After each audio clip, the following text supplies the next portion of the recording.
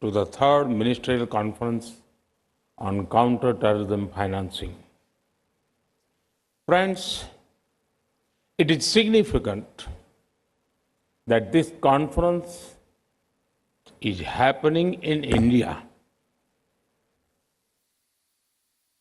Our country faced the horrors of terror long before the world took serious note of it.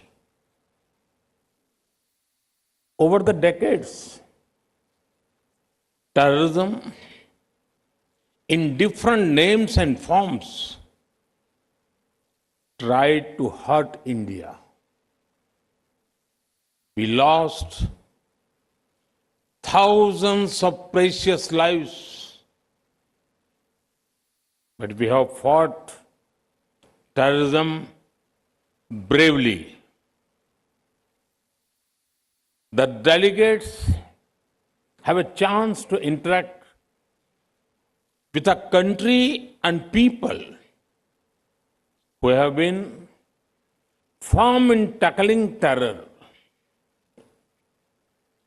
We consider that even a single attack is one too many.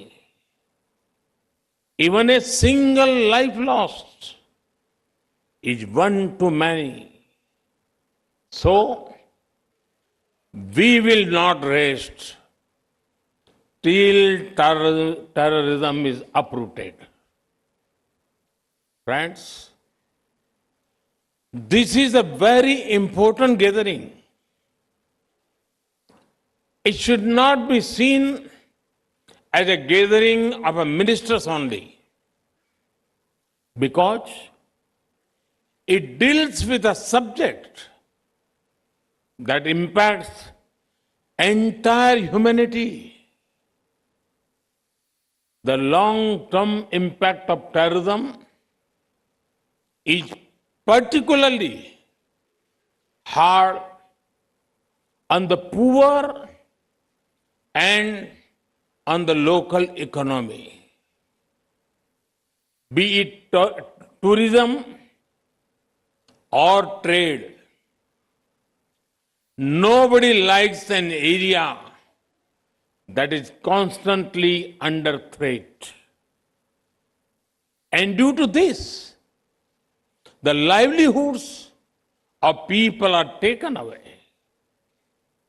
It is all the more important that we strike at the root of terror financing. Friends, in today's world, ideally, there should be no need for anyone to remind the world of the dangers of terrorism. However, there are still certain mistaken notions about terrorism in some circles. The intensity of the reaction to different attacks cannot vary based on where it happened. All terrorist attacks deserve equal outrage and action. Further, sometimes there are indirect arguments made in support of terrorism to block action against terrorists. There is no place for an ambiguous approach while dealing with a global threat. It is an attack on humanity, freedom, and civilization. It knows no boundaries. Only a uniform, unified, and zero-tolerance approach can defeat terrorism. Friends, fighting a terrorist and fighting a terrorism are two different things. A terrorist may be neutralized with weapons. Immediate tactical responses to terrorists may be an operational matter, but tactical gains will soon be lost without a larger strategy aimed at hurting their finances. A terrorist is an individual, but terrorism is about a network of individuals and organizations. Uprooting terrorism needs a larger proactive response. If we want our citizens to be safe, then we cannot wait until terror comes to our homes. We must pursue terrorists, break their support networks, and hit their finances. Friends, it is well known that terrorist organizations get money through several sources. One source is state support. Certain countries support terrorism as part of their foreign policy. They offer political, ideological, and financial support to them. International organizations must not think that the absence of war means peace. Proxy wars are also dangerous and violent. There must be a cost imposed upon countries that support terrorism. Organizations and individuals that try to create sympathy for terrorists must also be isolated. There can be no ifs and buts entertained in such matters.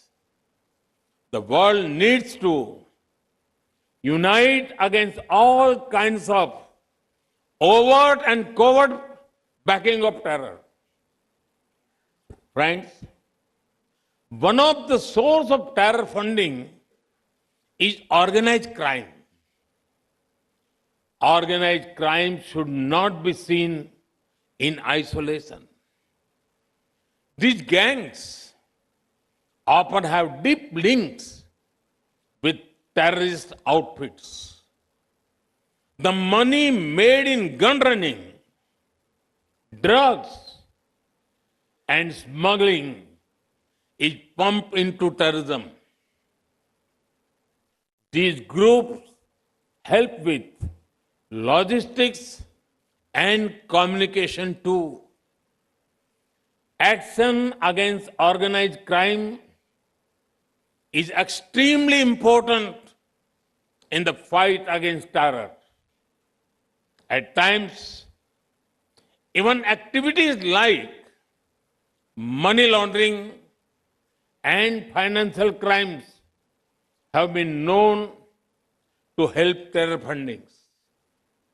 Fighting it needs global collaboration. Friends, in such a complex environment, the United Nations Security Council, Financial Action Task Force, Financial Intelligence Units, and the Egmont Group are boosting cooperation in preventive detection and prosecution of illegal fund flows. This is helping the war against terror in many ways over the past 2 decades. This also helps in understanding terror funding risks. Friends, now the dynamics of terrorism are changing. Rapidly advancing technology is both a challenge and a solution. New kinds of technology are being used for terror financing and recruitment. Challenges from the darknet, private currencies, and more are emerging. There is a need for a uniform understanding for new finance technologies. It is also important to involve the private sector in these efforts. From a uniform understanding, a unified system of checks and balances and regulations can emerge. But we must be careful about one thing.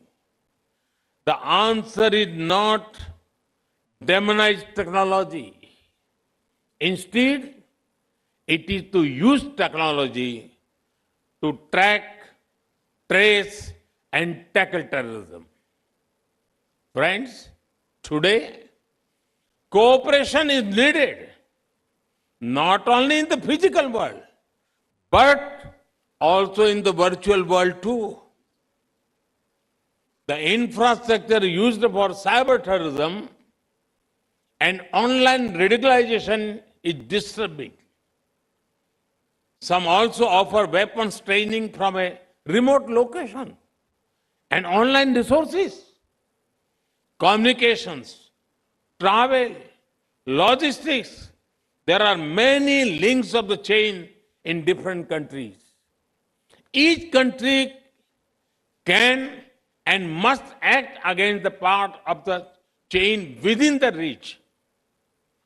Friends, many different nations have their own legal principles, procedures, and processes.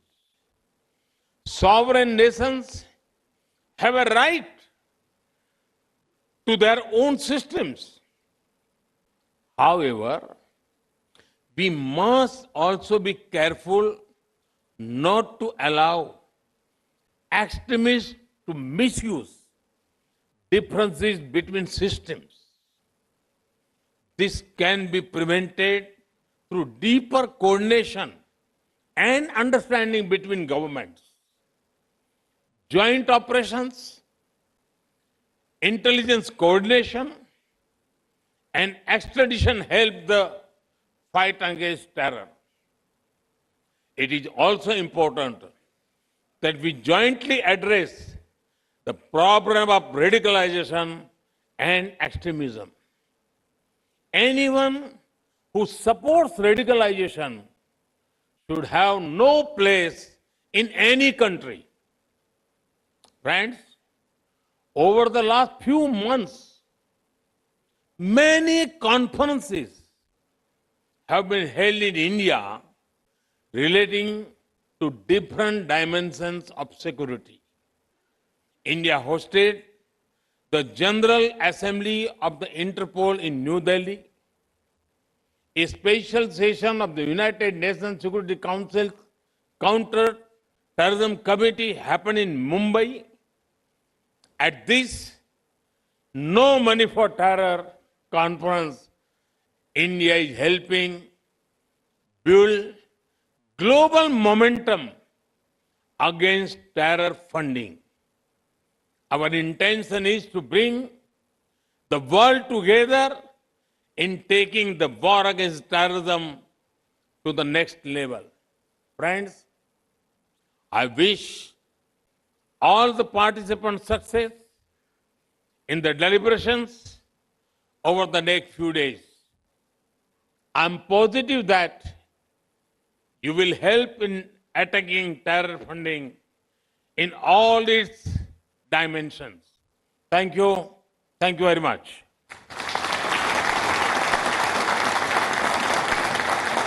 Thank you, Honorable Prime Minister, sir, for your global vision, your resolve, and your clarion call for a collective, effective zero-tolerance approach, and your deep guiding insights into tackling the menace of terrorism and terror financing. Thank you, Honorable Prime Minister, sir, for your guiding message. And as we express our gratitude and appreciation to the Honorable Prime Minister, may I request once again our Honorable Union Home and Cooperation Minister, Shri Amit Shah Ji, to please present a memento to the Honorable Prime Minister. And please, once again, ladies and gentlemen, join us in thanking the Honorable Prime Minister for leading us, for his clarion call for peace and tranquility and the cooperation from all. Thank you. With that, once again, thank you to the Honorable Prime Minister. With that.